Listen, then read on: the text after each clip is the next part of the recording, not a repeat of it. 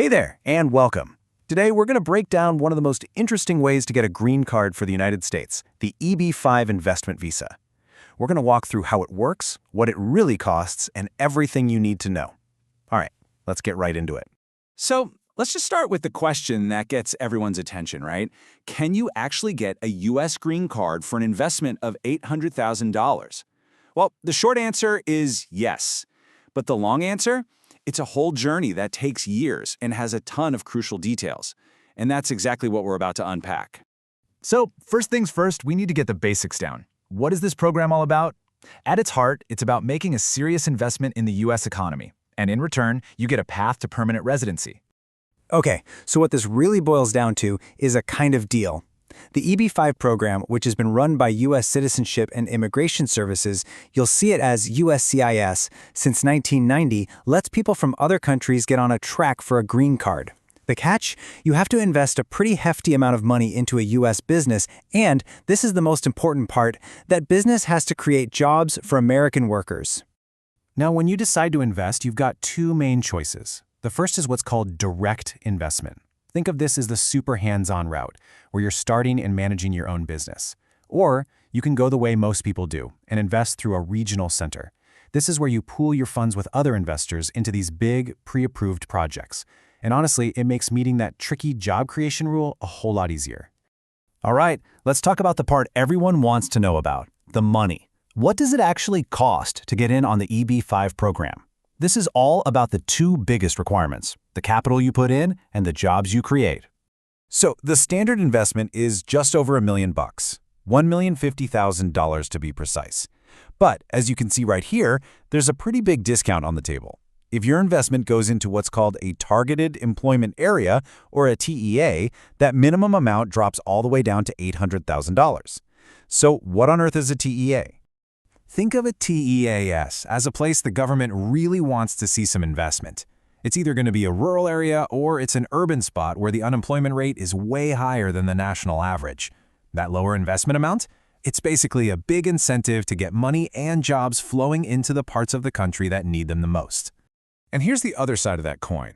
It's not just about writing a check. Every single EB-5 investment has to create, or in some situations save, at least 10 full-time jobs for U.S. workers. This is non-negotiable. No jobs, no green card. It's really that simple. Okay, so let's say you've got the money and you've found a project that qualifies. What happens next? Let's walk through the actual application journey, because this really is a marathon, not a sprint. So here's how the whole journey plays out, in 4 big steps. First, you file the initial petition. It's called the I-526E, where you prove you made the investment and show where the money came from. Once that gets approved, you get a conditional green card that's good for 2 years. Now, before that 2 years is up, you file another petition, the I-29. This is where you prove you kept your money in the project and, crucially, that those 10 jobs were created.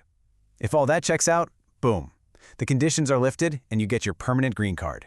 But, and this is a huge but, we need a dose of reality here.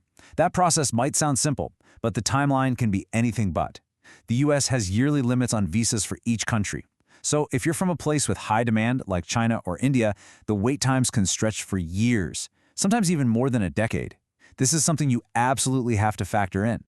This brings us to a question every single investor has. What kind of return am I going to get on my $800,000? Well, this is where we need to manage some expectations. You know, this chart just says it all. The financial return on your money, it's usually tiny. We're talking maybe 0.5% to 1.5% a year, if that. As you can see, almost the entire return on this investment isn't money at all. It's the immigration benefit. You have to remember, this is an immigration program first and an investment opportunity a very, very distant second. In this quote right here, it just hits the nail on the head. You should never, ever go into the EB-5 program thinking you're going to get rich. The real prize, the whole point of this for almost everybody, is the green card itself. Okay, but let's be real, this is not always a smooth ride. If you're gonna do this, you have to go in with your eyes wide open. It's so important to understand the common roadblocks you could face along the way. This slide really sums up the 4 biggest headaches. First, the source of funds complexity.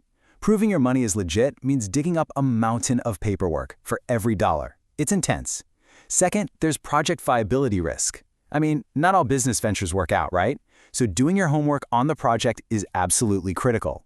Third, like we talked about, are the visa backlogs.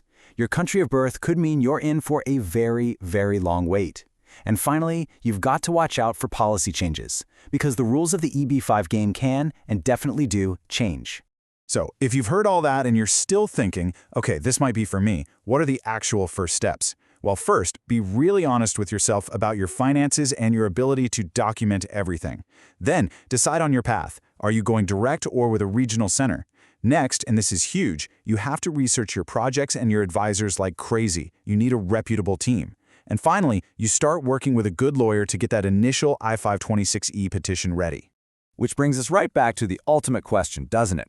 The EB-5 program is a long, it's an expensive, and it's a complicated road. There's no doubt about it. But for the people who manage to navigate it all, the destination is a permanent life in the United States. Whether that incredible trade-off is worth it, well, that's a decision only you can make. But now, at least you have a much clearer map for the journey ahead.